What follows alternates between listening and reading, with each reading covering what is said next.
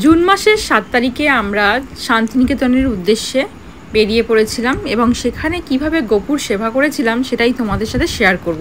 আমি যে কোনো জায়গায় ঘুরতে গেলেই গপুকে নিয়ে যাই, কারণ গপুকে বাড়িতে সেবা করার মতন কেউ ছিল না, আর ওকে যেহেতু আমি সন্তান স্নেহের সেবা করি তাই জন্য ওকে আমি সব জায়গায় নিয়ে যাই।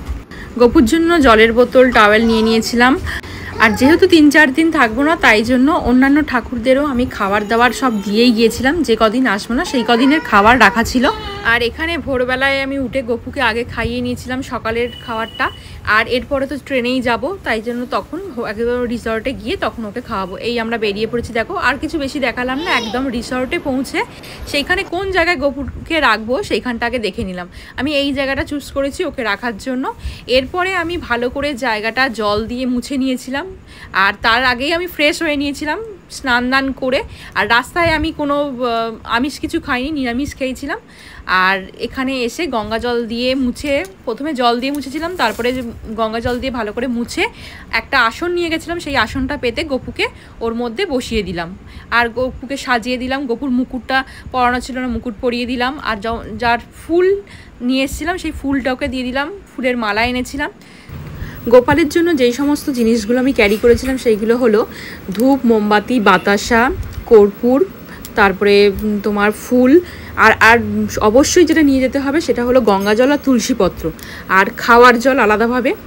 এবার আমি সব কটা নিয়ে নিয়েছি। এবার আর ওর ঘুমানোর জন্য বালিশ আর যেই গদিটা আছে সেইটা সব কিছু আমি ক্যারি করেছিলাম, যাতে ওর কোনো না অসুবিধা হয়, যে বাড়ির থেকে আলাদা রয়েছে সেটা যেন না অসুবিধা হয়।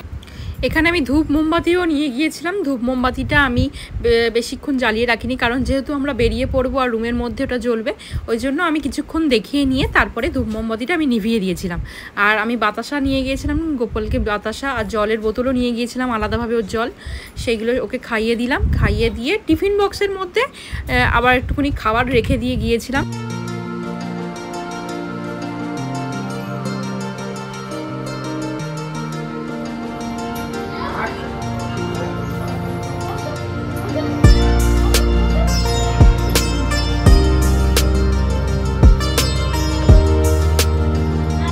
পুরো খাওয়া দাওয়া পুরো কমপ্লিট করে দিয়েছি, ওকে স্নান করিয়ে এনেছিলাম।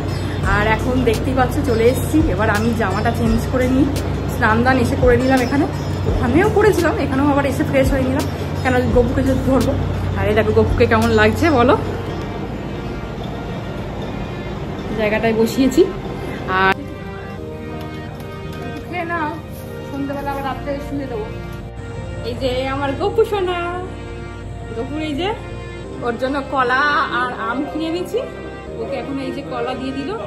আমি দিদিকে বললাম আমি এখন আর জামা কাপড় ছাড়ছি না, কেন তখন জামা কাপড় ছাড়ছে, বেশি তো কিছু আনিনি। এই যে পরিষ্কার হয় দিদিকে দিয়ে দিতে বলো, ও খাইয়ে দিল। এই যে আর রাত্রেবেলা আবার আমি স্নান দান করে আবার জামা চেঞ্জ করে ওকে ঘুম পাড়িয়ে দেবো আর খাইয়ে দেবো।